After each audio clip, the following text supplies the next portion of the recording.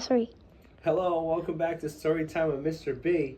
So glad you could join us tonight for A Silent Night for PEEF, Christmas book.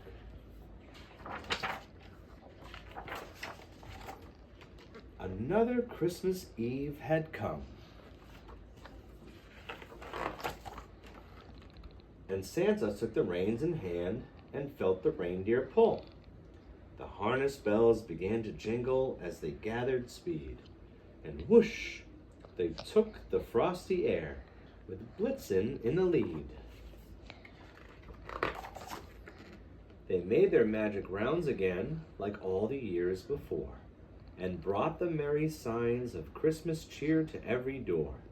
And then, before that old familiar turned just north of Nome, old Santa said, "There's one more stop before we head for home." The sleigh alighted on a humble roof, the very last, before this Christmas present would become a Christmas past. In that home, dear children, lived a child who loved a bear, a very special bear indeed, a bear who was somewhere. Within the tangle of the sheets and blankets on a bed, a multicolored bear of blue and green and brown and red, a masterpiece that Santa Claus had made by hand, in brief, the little teddy bear who bore the happy name of PEEF. To hear that sound just once again would be a precious gift. He only had to find the little teddy bear and lift him up and touch his tummy, and a PEEF would be right there, just as it was when Santa Claus had made the little bear. The child was sleeping lightly, as you might on Christmas Eve. A toss, a turn, and there, beside a blue pajama sleeve, dear Santa saw a paw he knew as well as his own hand.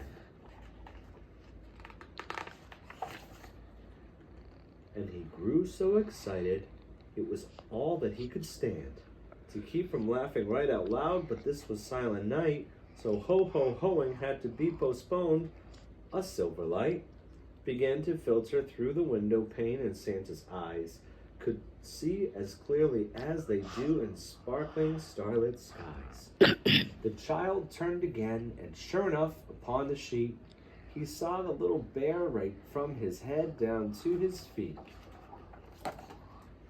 For he was dirty here and faded there and there. His right side had a little rip, the left a little tear. When Santa touched PEEF's tummy, he was stunned beyond belief. The little bear sprang back to life, but could no longer PEEF. They hugged each other tightly. They had missed each other so. They read each other's thoughts, and Santa thought, "I ought to sew you up a bit and get you nice and clean again. I think it won't take long to get your colors back into the pink. And maybe I have an extra button somewhere in the sleigh, so you can have your voice again. It could be there's a way to keep you safe from all the harm and danger waiting right around the corner for a teddy bear both day and night. There must be something else that I can do for you. I know I'll think of something if I only think it through." But PEEF broke into Santa's hurried mind and said, "Dear Santa, please, you really mustn't try to find a way to keep me safe from every single little thing. I've seen a summer and a fall, a winter and a spring. You can't believe the fun I've had. You can't believe the joy. And if I burst my seams a bit, well, so would any toy. I stay beside my little friend way up here at the head. On school days, we get up and have our breakfast done by 8. The bus comes right on time, and so we mustn't make them wait. On Saturdays and Sundays, we take our time and play because we don't get going until later in the day.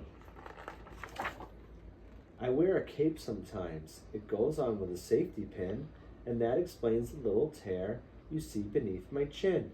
I fly across the room, go sliding down the banister. I ride the vacuum cleaner right astride the canister. When Mom and Dad go to the store, we go along and start. They giggle when we feel a wheel wiggle on our cart. One time we went exploring and I got to be a scout.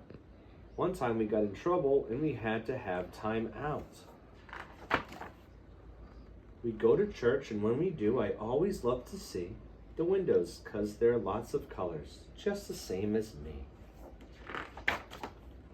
Why, I've been in a treehouse, I've been playing in the mud, and I've been in a rowboat, make-believing Noah's flood. We made a castle out of chairs, and I became a knight. A dragon almost got me, just pretend so it's all right. Why, I've been in a backpack, and I've been to school as well. In fact, I even was a special guest for show and tell. I've jumped into a pile of leaves, I've ridden on a bike. I've hidden in a box for hide and seek, we took a hike. We had a picnic where we picked some flowers just for fun, and we were there for hours, and we saw the setting sun. I've seen so many colors, winter, summer, spring, and fall, but the greatest and most wonderful and special thing of all is something you can't see or hear or smell or taste or feel. It's only make-believe, but it's the only thing that's real. It's knowing who you are and being where you ought to be and doing what you ought to do, and you gave that to me. So you don't have to fix me up, for there is nothing wrong.